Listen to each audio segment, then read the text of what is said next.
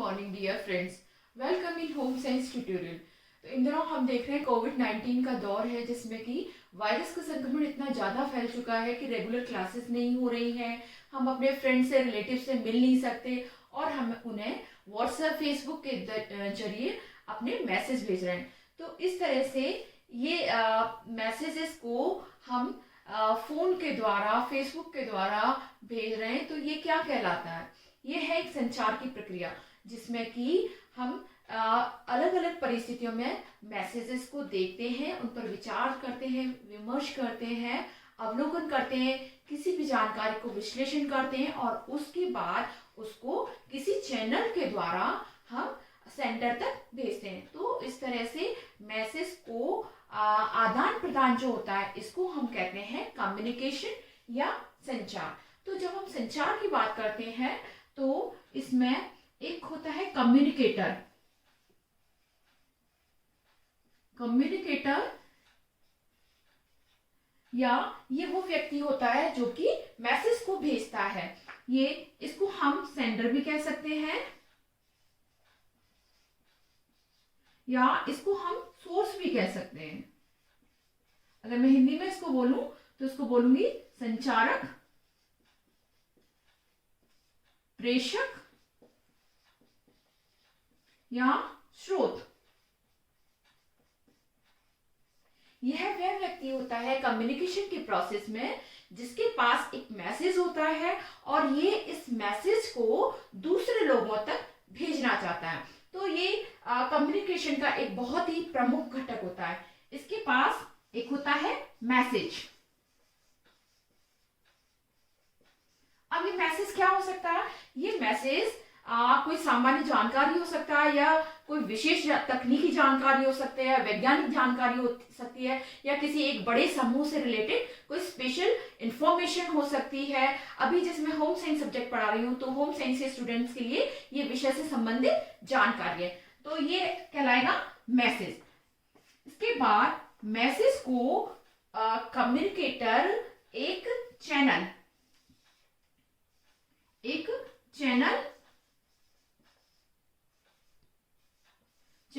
इसको हम बोल सकते हैं माध्यम, किसी माध्यम के द्वारा अपने रिसीवर्स तक भेजता है। तो चैनल हुआ माध्यम। जैसे अगर मैं आपको अभी मैसेज भेज रही हूँ, होम साइंस सब्जेक्ट का वीडियो भेज रही हूँ, तो इसमें माध्यम हुआ यूट्यूब पर आप इस वीडियो को देखेंगे तो माध्यम हुआ यूट्यूब। और इस मैसेज को इस चैनल के द्वारा, माध्यम के द्वारा, या इसको मैं साधन भी कह सकती हूँ, साधन के द्वारा भेजा जाता है रिसीवर्स तक। रिसीवर हम इसको हिंदी में बोलेंगे प्राप्तकर्ता। तो प्राप्तकर्ता ये हो सकते हैं, या इसको हम बोल सकते हैं ग्राही, या फिर हम इसको दर्शक बोल सकते हैं।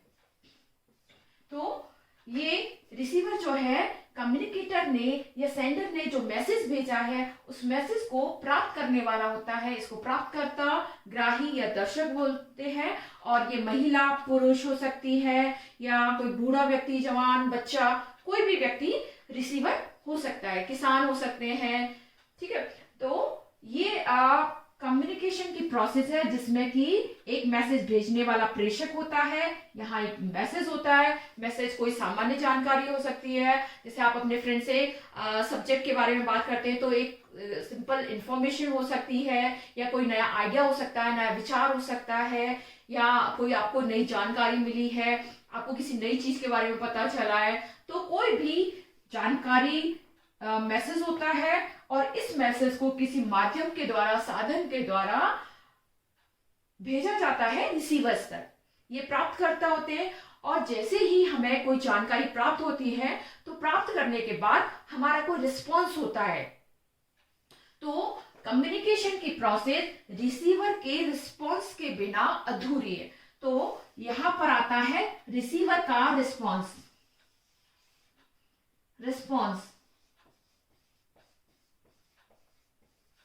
या इसको हम फीडबैक बोल सकते हैं,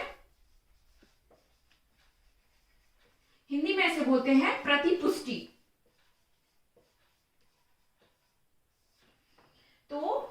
और जैसे ही रिसीवर को कोई मैसेज प्राप्त होता है, उसकी कोई रिस्पॉन्स होती है, कुछ इमोशंस होते हैं, संवेग होते हैं, और ये संवेग वापस सेंडर तक, जिस व्यक्ति ने मैसेज भेजा है उस तक पहुंचना बहुत जरूरी होते हैं। और जब तक सेंडर के पास रिसीवर का रिस्पॉन्स नहीं पहुंचता तब तक कम्युनिकेशन की प्रोसेस अधूरी होती है। तो प्रतिपुष्टि प्राप्त करना जब तक सेंडर के पास नहीं पहुंचती है तब तक अधूरी है। अब मैं इस पूरे प्रोसेस को एक एग्जांपल के द्वारा समझाऊंगी। जैसे क्लासरूम में टीचिंग हो रही है, सब्जेक्ट टीचर टीचर है, वो है कम्युनिकेटर या सेंडर, वो पढ़ा रही है, अपना मैसेज दे रही है, और रिसीवर हुए स्टूडेंट्स, क्योंकि वो उस जानकारी को ले रहे हैं, ठीक है। और माध्यम हुआ लेक्चर। मान लीजिए मैं लेक्चर के द्वारा स्टूडेंट्स को पढ़ा रही हूं, तो मैं हो जाती हूँ कम्युनिकेटर या सेंडर, और माध्यम मैसेज हो जाएगा होम साइंस से संबंधित जानकारी, माध्यम चैनल हो जाएगा यूट्यूब जिसको आप फोन के द्वारा देखेंगे, और रिसीवर हो जाएंगे स्टूडेंट।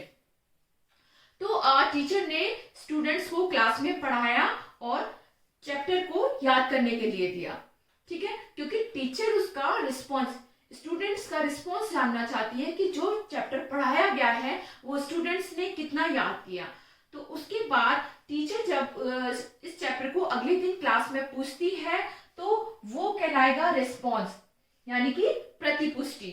और रिस्पॉन्स में यदि टीचर ने पाया कि स्टूडेंट्स ने अच्छे से चैप्टर को याद किया, सभी बच्चों को चैप्टर समझ में आ गया है, विषय से संबंधित जो भी जानकारी दी गई थी, जो भी टेक्निकल पॉइंट्स बताए गए थे, वो सभी स्टूडेंट्स को समझ में आ गए हैं, तो कम्युनिकेशन की प्रोसेस यहाँ रुक जाएगी, क्योंकि टीचर को फीडबैक मिल चुका है।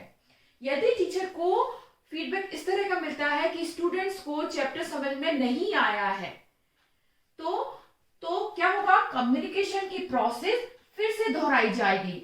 यहाँ रिस्पॉन्स आया है नेगेटिव, कम्युनिकेशन की प्रोसेस फिर से दोहराई जाएगी। अब जब टीचर पढ़ाएगी तो और अपने पढ़ाने में कुछ संशोधन करेगी, कुछ परिवर्तन करेगी, और उसके बाद इस कम्युनिकेशन की प्रोसेस दोबारा से रिवाइज होगी, दोबारा से इस चैप्टर को पढ़ाया जाएगा, दोबारा से फीडबैक लिया जाएगा। तो इस तरह से कम्युनिकेशन की प्रोसेस में मैसेज को बनाया जाता है, दर्शकों को ध्यान में रखते हुए स्पष्ट और इजीली समझ में आ जाने वाला मैसेज बनाया जाता है, ताकि दर्शक उसको इजीली ग्रास्प कर सके। अब दर्शकों की जो या प्राप्तकर्ता की पृष्ठभूमि है, उनका बैकग्राउंड है, उसको ध्यान में रखते हुए मैसेज को बनाया जाता है। जब एक्सटेंशन वर्कर गांवों में जाते हैं और वहां जाकर गांव के लोगों को अपने किसी मैसेज को देते हैं, जल संरक्षण का कोई महत्व बताते हैं या वृक्ष लगाने का महत्व बताते हैं, तो उनको पता है कि गाँव में हमारी 70% जो जनसंख्या है वो इलिटरेट है, अशिक्षित है, वो लिखे गए मैसेज को नहीं समझ सकते। तो इसलिए गांवों में नुक्कड़ नाटक के द्वारा, कोई प्रदर्शनी के द्वारा या बड़े बड़े पोस्टर्स लगाए जाते हैं जिन पर चित्र बने हुए होते हैं, ताकि जो अशिक्षित लोग हैं वो भी उस मैसेज को इजीली समझ सके। तो जब भी मैसेज कम्युनिकेटर मैसेज बनाते हैं तो रिसीवर्स के बैकग्राउंड को ध्यान में रखते हुए मैसेज को जनरेट किया जाता है।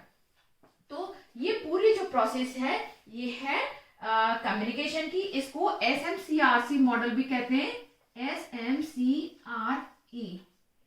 SMCRE। यहाँ S का मतलब सेंडर या सोर्स, M का मतलब मैसेज, C का मतलब चैनल, R का मतलब हो गया रिसीवर, और E का मतलब हो गया इफेक्ट। कि इस पूरी जो कम्युनिकेशन की प्रोसेस है इसका क्या इफेक्ट रहा, ये SMCRE मॉडल है। और इस तरह से अब हमने देखा कम्युनिकेशन की पूरी प्रोसेस की। कम्युनिकेशन क्या होता है, कम्युनिकेशन संचार है जिसमें कि संवेगों का, नए आइडियाज का, किसी भी सामान्य जानकारी का एक्सचेंज किया जाता है रिसीवर्स के साथ, और उसके बाद उनके रिस्पॉन्सेस को जाना जाता है। तो ये पूरी जो प्रोसेस कहलाएगी ये है कम्युनिकेशन। कम्युनिकेशन में शामिल होता है कब, किसने क्या कहा और किस प्रकार से कहा, ये पूरी प्रोसेस कम्युनिकेशन है। इस प्रकार आज के वीडियो में हमने संचार की प्रक्रिया को देखा, अलग अलग उसके एलिमेंट्स को देखा कि सेंडर होता है, इसमें मैसेज होता है, इसमें एक चैनल होता है, रिसीवर होता है, और लास्ट में रिसीवर का रिस्पॉन्स होता है। तो ये पूरी जो प्रक्रिया है संचार की प्रक्रिया है। तो चैप्टर 6 को समझने में सबसे ज्यादा इम्पोर्टेंट था संचार की प्रक्रिया को समझना। मैं उम्मीद करती हूँ आपको वीडियो समझ में आया होगा। यदि वीडियो आपको पसंद आया है, आप इसको लाइक करें, अपने दोस्तों के साथ शेयर करें, और यदि आपने अभी तक चैनल को सब्सक्राइब नहीं किया है तो चैनल को सब्सक्राइब करें। Thank you.